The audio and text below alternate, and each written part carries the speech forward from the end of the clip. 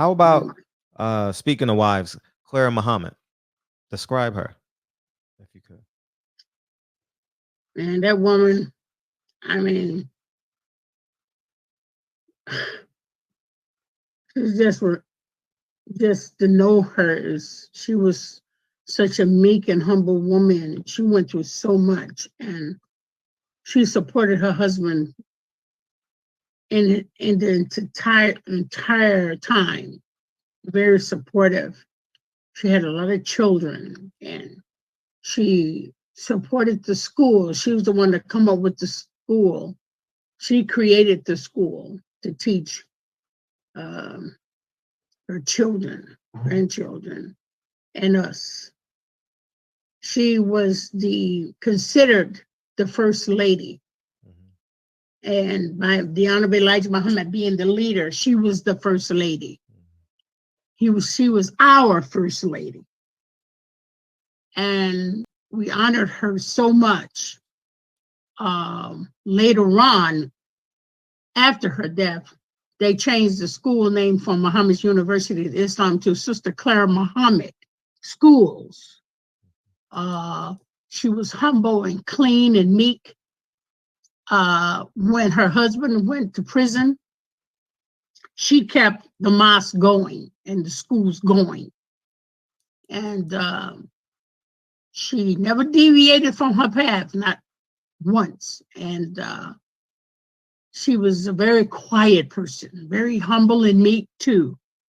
Um, she had determination, and and it's the way she carried herself more than anything. She wore long, beautiful dresses, pearls around her neck like Queen of England. And she was our queen. She was our anarchy. And I loved her a lot. She would smile, and I would tell her things, and she'd look and she'd smile. And she said,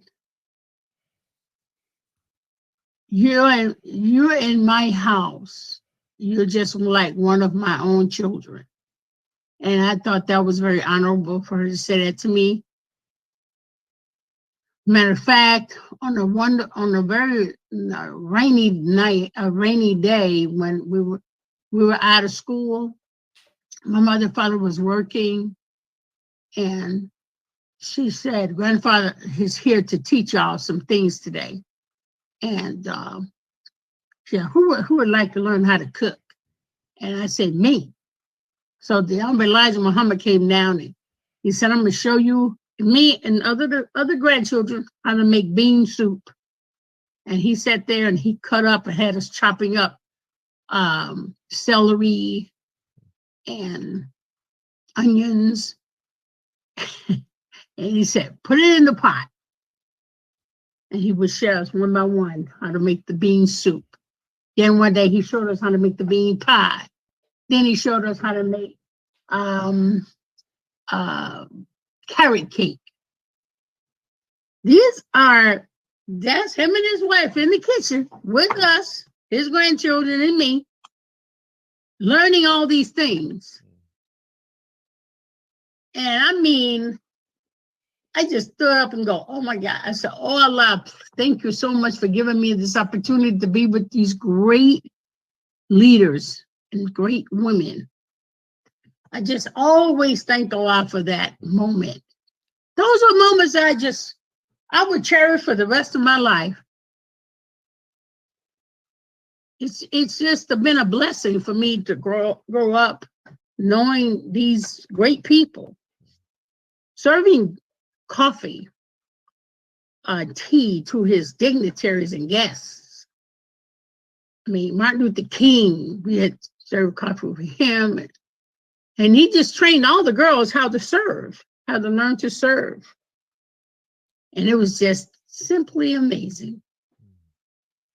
And I'm just thankful to Allah. I'm a Muslim, and I grew up the way I'm supposed to grow up. I was protected all my life with the right men around us. I was protected and learned from the women around us.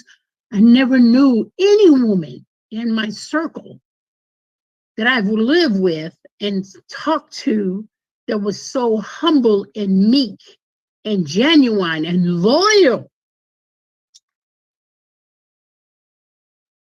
I've never seen women as loyal as the women I were around. My mother, for one, and my aunties, they were loyal to their husbands. I just never saw an unfaithful woman in my life until I got married. We'll get there in a couple of days. Yeah, right. Yeah, that's one you need to learn. Right? I'll be back. But I never knew until, I mean, the evil, the devious, the conniving. My goodness. And I pray that we instill this goodness and kindness and humbleness to our future sisters. And I mean all of our sisters. Only the Black ones, the Chinese ones, the humble Asian ones. We have Muslims all over the world that has these qualities. Are you married, Fred? All the above. You are? And this how great. This is what you do. Go around telling the history book. And I know people love you and your family, huh? I hope so. I know you do. I know you do. I hope and that's so. a blessed thing. I want to so. grow up and be just like you. Oh man. So you said that she been through a lot. Can you quantify it? Can you tell the things that you said that she's been through? Yeah, well, seeing her stand up in front of us and tell us how great we are, tell us how beautiful we are, to tell us and teach us the classes that we had to go through. We had to go through certain classes that women need to go through as young women. And she stood there over us and taught us how important us to be humble, how to build your crown as a woman. And sure.